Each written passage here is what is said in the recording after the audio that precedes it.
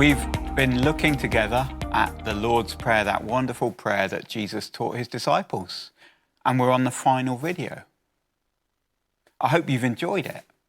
Why not subscribe to the YouTube channel or like the Facebook page, and you'll get lots more content that will help you as you think about the God who made you and who loves you. And it would be wonderful to see you in person. If you live in Reading, come along to a service at Carey. I would love to meet you. Or if you live further afield, why not leave a comment below the video? Or send us an email letting us know the town or city where you live.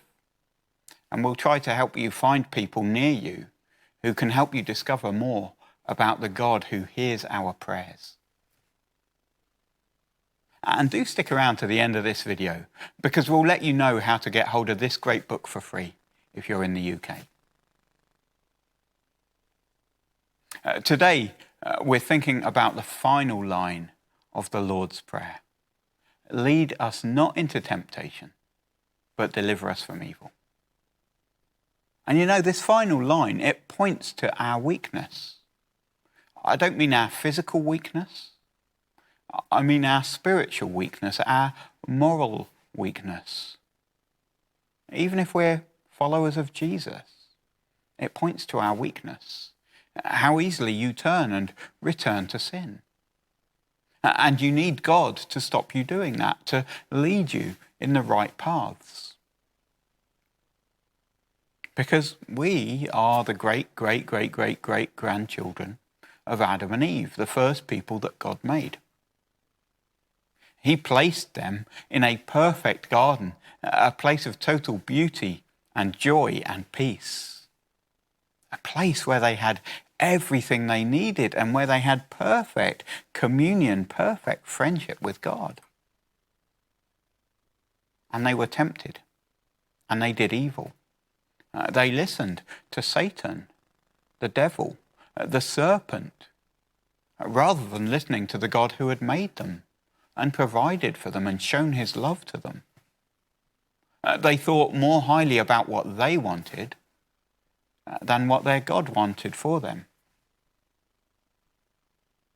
And we have inherited that nature. We're more interested in what we want than in what our good God wants and in what is good for the people around us. You only need to turn on the news to know that that is true. You only need to look in your heart to know that that is true. And so we need God to help us and protect us in our spiritual and moral weakness. Why will God not lead us into temptation? Why will he deliver us from evil? Because Jesus Christ went through the worst temptation for us. Adam and Eve, they were led into temptation in a perfect garden. The Bible tells us that Jesus was tempted by Satan in a barren wilderness. There were 3 temptations there in the wilderness, but here's just one of them.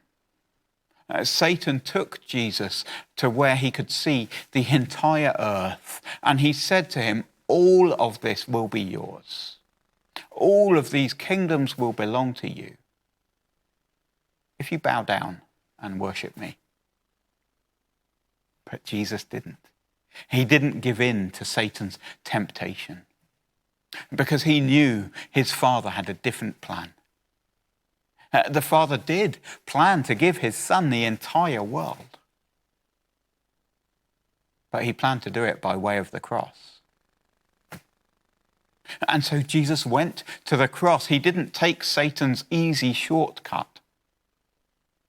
And there at the cross, Jesus took the sin, the evil, the darkness, the unbelief of others, of people just like us. He took it and he bore its punishment. And that is why we can be delivered from evil. And because Jesus resisted temptation. And in his death and resurrection, he defeated evil. He put sin to death. And so you and me, we can be delivered even from the evilness of our own thoughts and words and deeds, as his Spirit is at work in us, helping us to think and speak and act a little more like Jesus day by day. And one day, for all who trust Jesus, we will be delivered from all the evil and harshness of the world around us. We will dwell forever with our Father in his house, a place with no suffering, no sadness, no sin. So have you trusted Jesus? He knows our weakness. He knows that we are not strong enough to deliver ourselves. But in love, he has come to deliver all his people. Isn't it wonderful to be able to trust and speak to the Father in heaven who delivers us from evil? Well done for making it to the end. Perhaps you're quite new to praying, or maybe your prayer life seems a little stale right now. Well, you know, this book could really help. And the best way to get hold of this book for free is to email me. My email address should be up on the screen in a moment. May you know the blessing of our Father in heaven. I look forward to hearing from you.